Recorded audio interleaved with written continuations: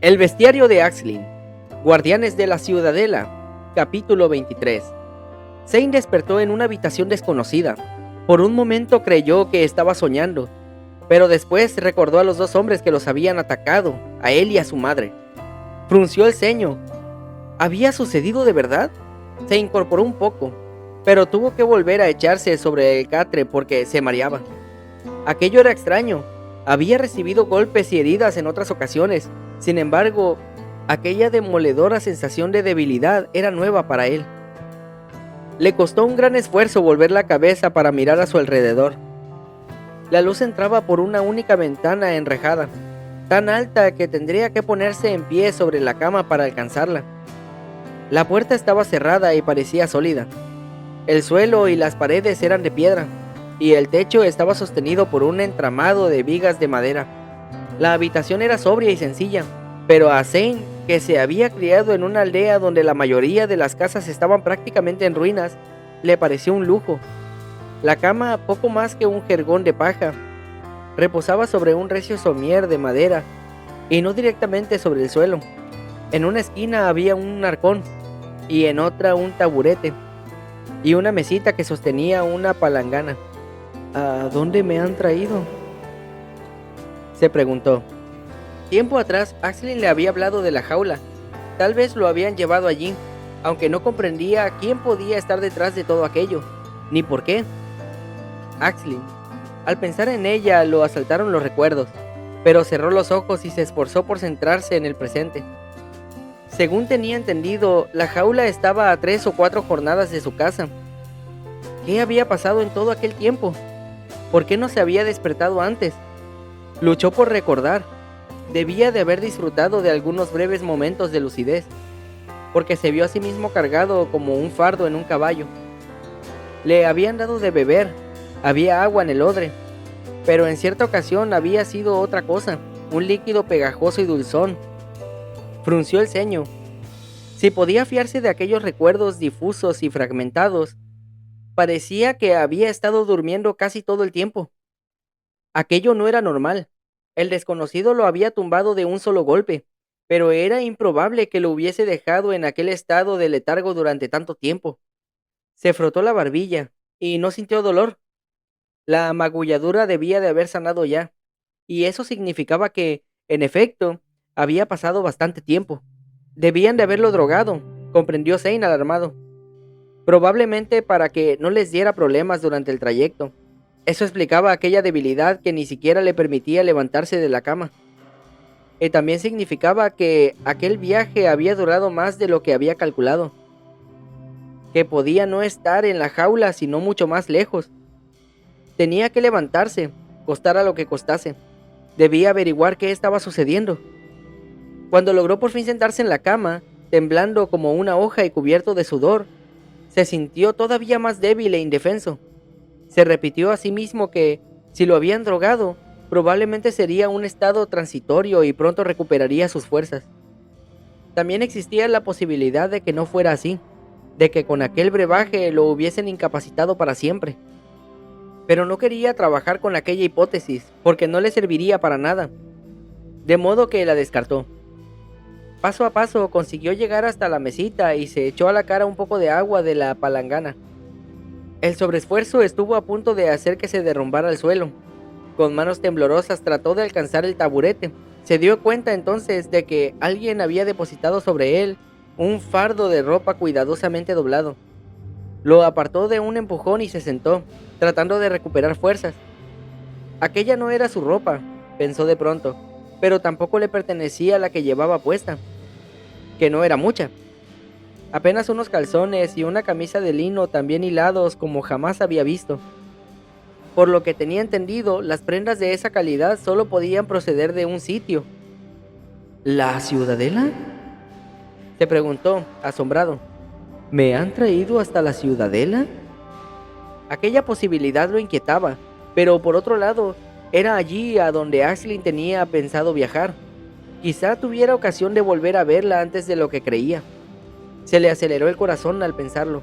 Respiró hondo y alargó la mano para alcanzar la ropa que había arrojado al suelo. La examinó despacio. Unos pantalones y un jubón de color gris. Prendas prácticas y sobrias, como la habitación en la que se encontraba, le resultaban familiares, pero no terminaba de establecer la conexión. Miró a su alrededor con más atención y descubrió un par de botas junto a la cama. Volvió a levantarse con esfuerzo y se acercó al arcón.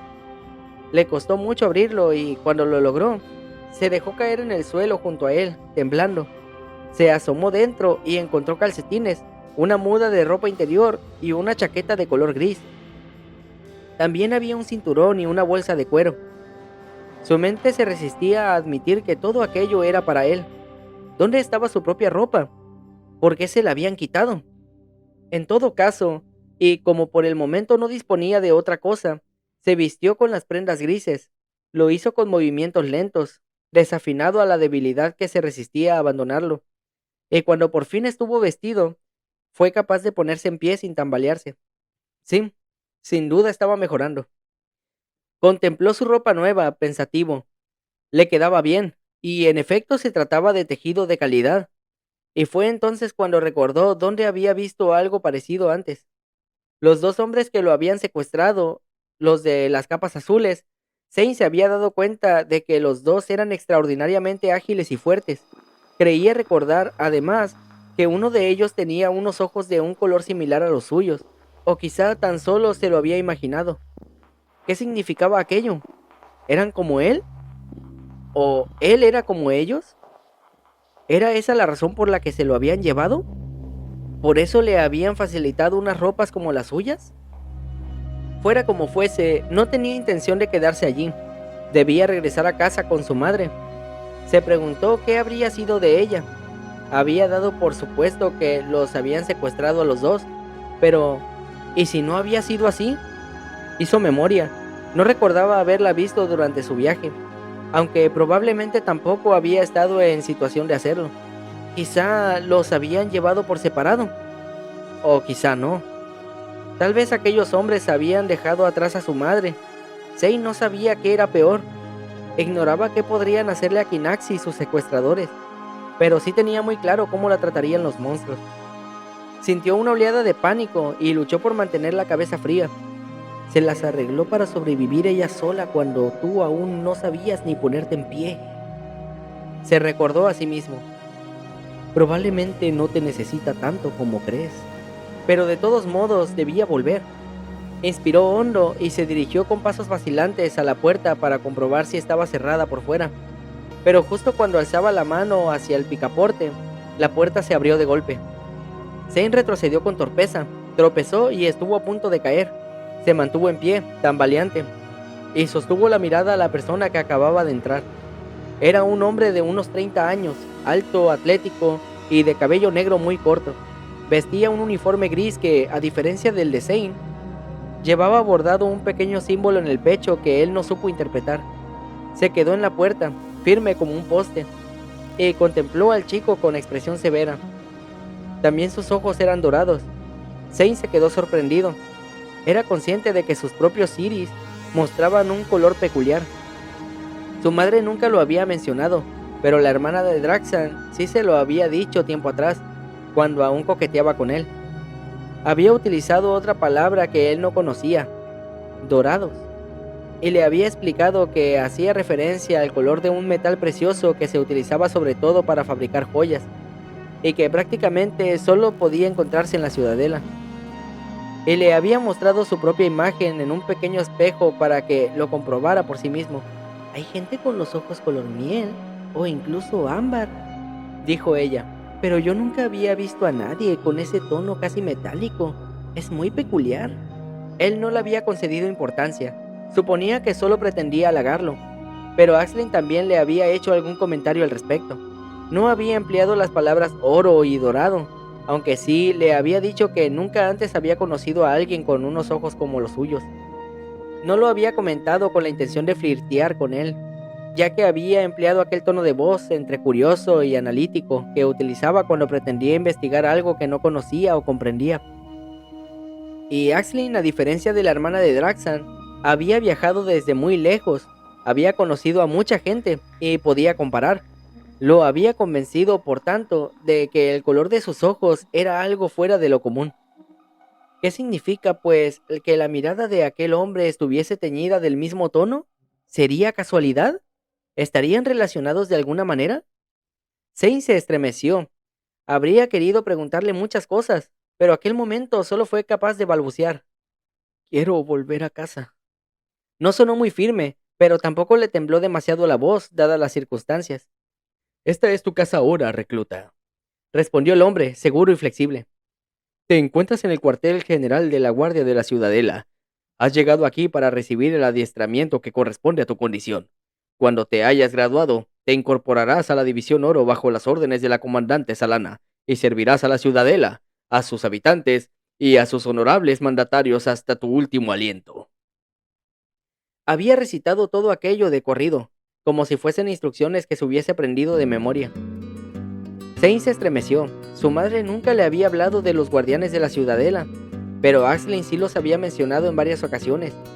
Trató de recordar. Le había explicado que eran una especie de milicia organizada que luchaba contra los monstruos desde la ciudadela. Como Zane no había oído hablar nunca de ellos, y la propia Aisling tampoco parecía tener mucha más información, no lo había considerado relevante. A ella, sin embargo, sí le interesaba, y se había mostrado decepcionada al comprobar que él no podía contarle nada al respecto. No puedo quedarme, contestó, ni me voy a someter a ningún tipo de entrenamiento. Conforme hablaba, su voz se volvía más firme. No quiero ser un guardián. No se trata de lo que quieras o no quieras, muchacho. Eres un guardián, lo llevas en la sangre. ¿O acaso no te has dado cuenta de que no eres como el resto de la gente? Zane trató de mostrarse inexpresivo, pero el corazón empezó a latirle más deprisa. No sé a qué te refieres. El guardián sonrió. Fue apenas una mueca en la comisura del labio, pero contrastaba con la expresión pétrea que había mantenido hasta entonces. Eres más rápido, enumeró, más ágil, más fuerte. Eres capaz de detectar incluso a los monstruos que mejor se camuflan. Cuentas con una mayor protección contra ellos. Sus engaños no te afectan, sus armas no te hieren con facilidad, y, si lo hacen, las heridas sanan con rapidez y sin llegar a infectarse. Tu cuerpo resiste a sus venenos mejor que el de cualquier humano. Posees un instinto innato que te indica cómo y cuándo debes lanzar tus golpes para que sean letales. Y hay en ti muchos más talentos ocultos que aprenderás a desarrollar con nosotros. Zane empezó a negar con la cabeza, pero el guardián no había terminado. Ya sabes lo que eres capaz de hacer. Y sabes que no conoces a nadie que pueda superarte o imitarte siquiera. Nadie, salvo nosotros, los guardianes. El muchacho retrocedió. ¡Yo no soy un guardián!, trató de protestar. La mueca del hombre se acentuó. ¿Ah, no? ¿Por qué eres diferente entonces? ¿Por qué se te da tan bien luchar contra los monstruos? ¿Qué te hace mejor que los demás? El joven no tenía respuesta para eso. Retrocedió un poco más, pero tropezó con la cama. Se tambaleó y se sentó para no caer al suelo. Permaneció en silencio mientras el guardián seguía hablando. Sin duda te lo has preguntado muchas veces. Todos lo hacéis. Y la respuesta es sencilla. Has nacido para luchar contra los monstruos, para defender a las personas ante la plaga que asola nuestro mundo y que algún día lograremos erradicar. Para eso se fundó la Guardia, muchacho. Sin nosotros, no existiría la Ciudadela. Sin nosotros, tampoco quedaría ya esperanza. Yo no... Sí, tú sí. Piensa tan solo en todo lo que haces ya. Imagina cómo serás cuando te enseñemos todo lo que puedes aprender. Zane inspiró hondo y trató de exponer sus reparos. Si sois tan buena gente, ¿por qué me habéis traído hasta aquí a la fuerza? Porque no habrías venido por voluntad propia. Tu madre te mantenía oculto y no te contó quién eras en realidad. Pero no puedes escapar de tu verdadera naturaleza. Al final, tu destino acude siempre a buscarte, no importa dónde te escondas. Zane hundió el rostro entre las manos, aturdido. Quería negar todo lo que le estaba contando. Sin embargo, en su corazón había brotado la semilla de la duda. Te recuperarás, le aseguró el guardián. Mientras tanto, te quedarás en esta habitación. No se te permite salir por el momento, pero se te proporcionará todo cuanto precises. Dio media vuelta para marcharse, pero Zane lo detuvo. ¡Espera! ¿Y mi madre? ¿Está bien? El guardián se encogió de hombros. No lo sabemos, ni nos interesa. ¿La habéis traído también hasta aquí? No, fuimos a buscarte a ti. Ella no es importante. Os habéis equivocado con nosotros y conmigo, trató de objetar Zane. Yo no soy un guardián, ni quiero serlo. Ni siquiera sabía que existíais. Eso lo arreglaremos pronto, se limitó a responder el hombre. Y ahora descansa. En un par de días estarás recuperado del viaje y te enviaremos al bastión para iniciar tu entrenamiento. ¿El bastión?, repitió Zane. Pero el guardia ya se había ido, cerrando la puerta tras de sí. El joven oyó cómo pasaba el cerrojo, de modo que, en efecto, era un prisionero. Pero no pensaba seguir siéndolo durante mucho tiempo. Las horas transcurrían muy lentamente en aquella habitación. Zane había tratado de derribar la puerta, pero aún estaba demasiado débil, y no lo había conseguido. De modo que se había echado en la cama a esperar, simplemente a que se le pasara el efecto del brebaje que le habían dado. Al atardecer, la puerta se abrió de nuevo, y entró otro guardián. Le trajo una escudilla de comida, que dejó sobre la mesita. Se llevó el bacín y lo sustituyó por uno limpio. Después se fue y volvió a cerrar la puerta tras de él. Zane no se había movido de la cama, pero no le había quitado ojo durante toda la operación. Se había dado cuenta de que también él tenía los ojos dorados, y empezaba a asumir que aquello era algo más que una casualidad. Se centró, no obstante, en otros asuntos más urgentes. Se preguntó si sería capaz de reducirlo y escapar, pero comprendió enseguida que no, y no solo debido a su estado, sino también porque aquel guardián, que debía de tener unos pocos años más que él, parecía bastante fuerte. Probablemente había superado ya el entrenamiento del que le habían hablado, y que se suponía que iba a tener que realizar él también. Llegó a la conclusión de que no tenía sentido tratar de escapar mientras apenas fuese capaz de mantenerse en pie. De manera que cenó con apetito y se echó de nuevo a la cama a descansar. Al día siguiente se sentía mucho más fresco y despejado. Probó a caminar y vio que ya lo hacía con soltura. Se sentó, se levantó, corrió un poco, saltó en el sitio. Enseguida se sintió tan cansado que tuvo que volver a tumbarse.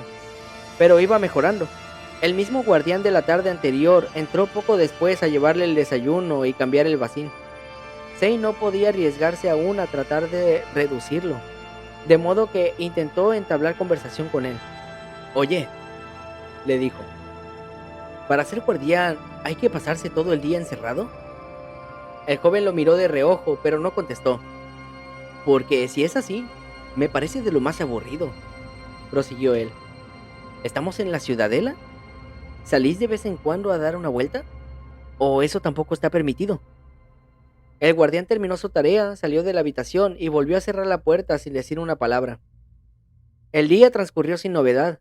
Zane dormitaba sin preocuparse mucho por nada más.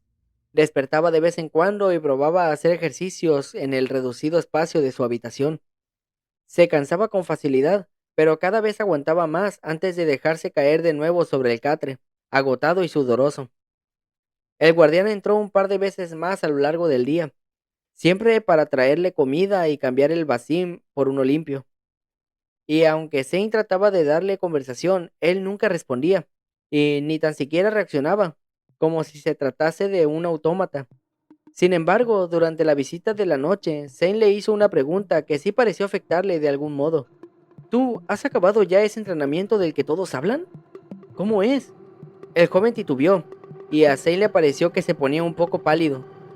«¿Demasiado duro hasta para un guardián?», insistió. El otro no respondió, sacudió la cabeza y de nuevo se fue sin pronunciar palabra. Su reacción, no obstante, sumió a Zane en una profunda inquietud. Al tercer día de encierro se sentía ya casi recuperado. Podía hacer sus ejercicios sin apenas cansarse, aunque notaba que aún le faltaba algo de vigor. Se preguntó si debía arriesgarse a atacar al asistente la próxima vez que se presentase allí. Todavía no se había repuesto del todo, pero temía que, si esperaba más, los guardianes se lo llevarían a aquel bastión del que le habían hablado y del que quizá no lograse escapar. Tenía que actuar. Después de todo, el asistente probablemente creía que seguía indispuesto, ya que, a pesar de sus intentos por darle conversación, Zane no se movía de la cama durante sus visitas. Tal vez pudiese cogerlo por sorpresa, y quizá no necesitase más que un momento de descuido para escapar. Tomó, por tanto, la decisión de intentar la fuga aquella misma noche. Calculó la hora en la que volvería el guardián y lo esperó junto a la puerta, preparado para saltar sobre él cuando entrase. Aguzó el oído. Los guardianes eran silenciosos como sombras, pero aún así logró detectar pasos en el corredor. Su cuerpo se tensó, listo para entrar en acción. La puerta se abrió y Zane se lanzó sobre el joven asistente, pero algo lo embistió antes de que él pudiera alcanzarlo. Algo que después lo aferró con fuerza y le retorció los brazos detrás de la espalda, inmovilizándolo. «¡Capitán!», susurró el asistente alarmado. Todos lo hacen. Respondió una voz a espaldas de Zane, y él reconoció la del guardián, con el que había conversado durante su primer día de encierro. Jovenzuelos predecibles. Los guardianes aprendemos a adivinar cómo piensa un monstruo, y estos novatos creen que no los vemos venir. Zane resopló frustrado, pero no dijo nada. El capitán, en cambio, no parecía enfadado, ni siquiera molesto. Lo lanzó hacia la cama con indiferencia, sin esfuerzo aparente. Zane se quedó ahí sentado, impotente, mientras el asistente realizaba sus tareas. Sé perfectamente cuánto dura el efecto del sedante, muchacho, prosiguió el capitán. No vas a poder escapar, y tienes que asumir de una vez que no tiene sentido que lo intentes siquiera. Eres lo que eres, vayas a donde vayas. Todos los caminos acabarán conduciéndote aquí tarde o temprano. Mejor tarde que temprano, opinó él. No habrías podido vencerlo aunque hubiese venido solo, dijo el capitán, señalando al guardia más joven. Él es un graduado, y tú todavía un novato. Y créeme, eso marca la diferencia. Entonces, ¿por qué has venido tú?, preguntó Zane. Intuía que debía tratarlo con algún tipo de fórmula de respeto, puesto que se creía su superior. Sin embargo, se negaba a hacerlo precisamente por esa razón, porque no quería reconocerse a sí mismo como parte de aquel sistema. El capitán le dedicó una de aquellas muecas que pretendía hacer pasar por sonrisas. He venido porque a veces ocurren imprevistos, respondió, y los guardianes debemos anticiparlos para que no se produzcan. Si no hubiésemos visto en ti algo extraordinario, no nos habríamos molestado en traerte, y por eso no debemos subestimarte, aunque seas un novato y estés flojo todavía. ¿Algo extraordinario?, repitió Zane pensativo. El asistente ya se había ido sin que él le prestara atención. El capitán seguía ahí junto a la puerta. Como el joven llevaba demasiado tiempo sin hablar con nadie, en el fondo se alegraba de que él estuviese allí para contestar a sus preguntas, aunque no le gustasen las respuestas. ¿Cómo se reconoce a un guardián entonces? ¿Por los ojos, quizá? Exactamente, asintió él. Zane iba a preguntar más, pero el capitán cambió de tema. Como ya veo que estás más que listo para entrar en acción, mañana vendremos a buscarte para llevarte al bastión. Te sugiero que duermas bien esta noche. Lo vas a necesitar. Después se marchó y volvió a dejar Zane a solas en su encierro, sumido en un mar de preguntas sin resolver. Fin del capítulo 23. Ha estado un poquito pesadito. Ay, no he tenido mucho tiempo para hacer estas cosas, pero aquí seguimos. Trato de hacer las cosas. Me han juntado muchas cosas con eso de que tengo que comer. Tengo que trabajar, como todo mexicano. Y pues tengo que chambear. Aparte, pues también me dedico a arreglar cosas. Y me dedico a arreglar cosas. También programo algunos videojuegos por ahí. Siento que tengo una agenda muy apretada y se me hace muy difícil. Pero gracias a ustedes por escuchar esto, la verdad me hacen muy feliz. Le mando un saludo a Pau Díaz 3194. Un saludo a Sebastián, no, espérate, a Sebastián Chicanero, Sebastián Checanero, a Itziar Puelles, qué raro es eso, Un saludo a Sebastián. Un saludo a Sebastián Chicanero. A Ixiapurey. A Ixiarpuelles 3474. Y a Chiquititas-Tins-GT. Gracias por estar aquí. A ellos 4 que dejaron comentario en el último video. Y a estas 12 personitas que le dieron like. Y a esas 116 personas que vieron el video también. La verdad, me emociona mucho esto. Aunque estoy muy cansado. Bueno, hasta la próxima. Adiós.